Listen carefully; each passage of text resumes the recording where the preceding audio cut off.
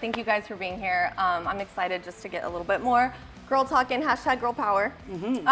So I wanted to see, it's really interesting to me with the three of us because we've got three different generations going on here. So we all have a very different perspective and, you know, perception of what happens at the ballpark, how we watch the game, like you explained before. It's like the way you look at the game is going to be different than maybe someone in their 30s or even their 20s these days. Sure. So you had a really interesting point talking about just your observations at the ballpark. So I want to hear a little bit more about that.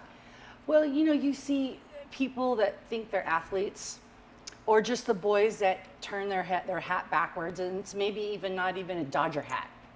It's like you're going to represent your team. It's like they're fans. But they're like low key. They're not all into it. Or, you know, even for me, I have 2 Dodger tattoos. Right. And a lot of people always claim to be the fan.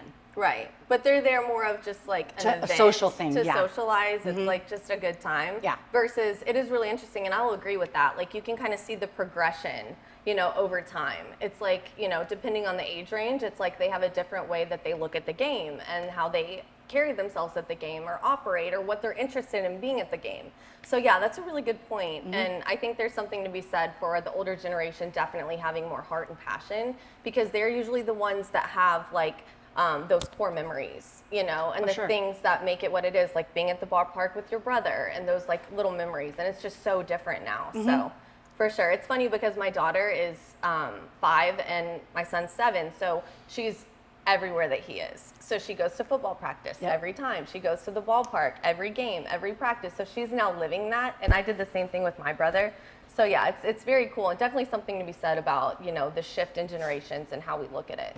Well, and I think too is that being in the 50s generation, age-wise, is that younger people don't think I know anything about baseball. When I was raised on a field, and I'm not going to explain to some weirdo online that I know more than you, and you know, it's a way of life. It's not just baseball season. Right. It's wearing your gear all year long. Yep. It's, you know, having heart. everything in your bedroom, your car, The representation, everything. for sure. It's all year long. And it's interesting too, you make a good point with social media. People are so quick to get on and be like, oh, there's a female in a sports world, you know, it's a man's world. And they just look and see it's a female and automatically assume she doesn't know what she's talking about. Well, especially an older female. I really get picked on a lot that way. Yeah. You know, oh, go take your sleeping pill and go to sleep. I get it Oh. all the time. Yeah. And they have no idea. Yeah, and like I've been on lives and, you know, things here and there, and people are like, she can't even name 5 players. And it's like, I have nothing to prove to you. You know what I mean? It's like, I'm a fan, you know? So yeah, there's definitely, you know, this female, it's hard. It's hard for us girls. That's why we gotta stick together, you know? Of course, you know, different rivalries, doesn't matter. We all come together for one common reason. For sure. Yeah.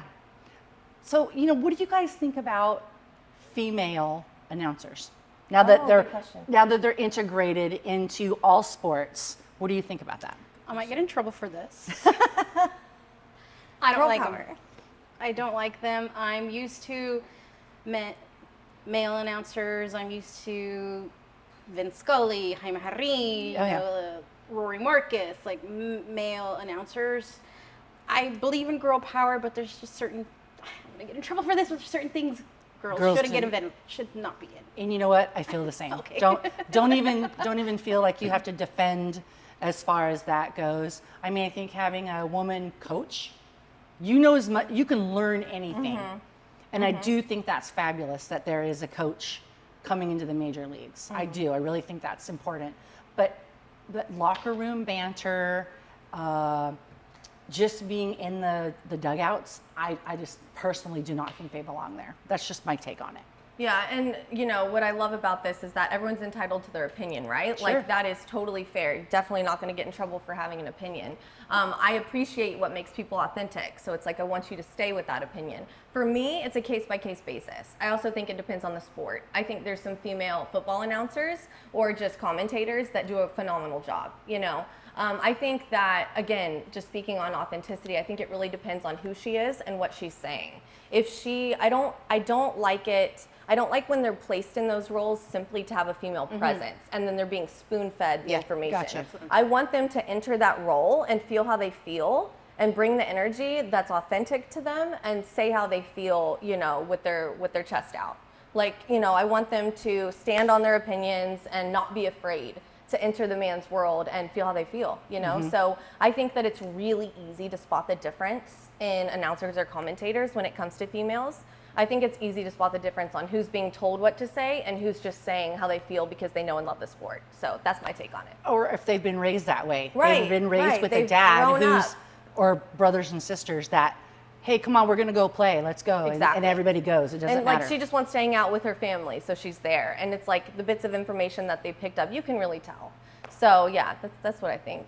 Yeah. Were you raised playing ball or being around baseball? Well, I'm an only child, but I did. So when you That's talk rough. about brothers and sisters, but that's rough. Yeah. Can't But relate. I did go watch my cousin Aaron play baseball in Santa Ana, Lona Park, and we did do that. So I did. I grew up in baseball. I would go with my parents to the game when I was little, and I've always been watching it. But yeah, like you said, like some women belong some places, other places they don't. I personally don't think, I'm gonna get in trouble for this again, but a female coach belongs. I feel like you need somebody that's played the game, Sure. that's touched the ball, that knows like what happens, that's ready to be like, instead of like, oh well, let me look it up. You know. Right. Or go to a male and say, Yeah, male. Say, is yeah. this the correct rule or whatever? You know, because I coached my son playing ball. So you didn't have to tell me what's Right. up. Right. You know, so I get that totally. See, yeah, and I think on the flip side, it's like there's something to be said about those fearless females that they don't have to ask. They already know, and they're not afraid to say it. So, yeah, it goes both ways, for sure. Well, thank you guys so much. I'm glad that we got to chit-chat and catch up a little bit more post-Bill. So, yeah, I hope that we can do this again soon. This I is hope fun. so. Well, For happy sure. birthday, Allie. I know, Thank happy you. birthday! Yeah, birthday girl! Thank you. I love it. Thank you guys so much.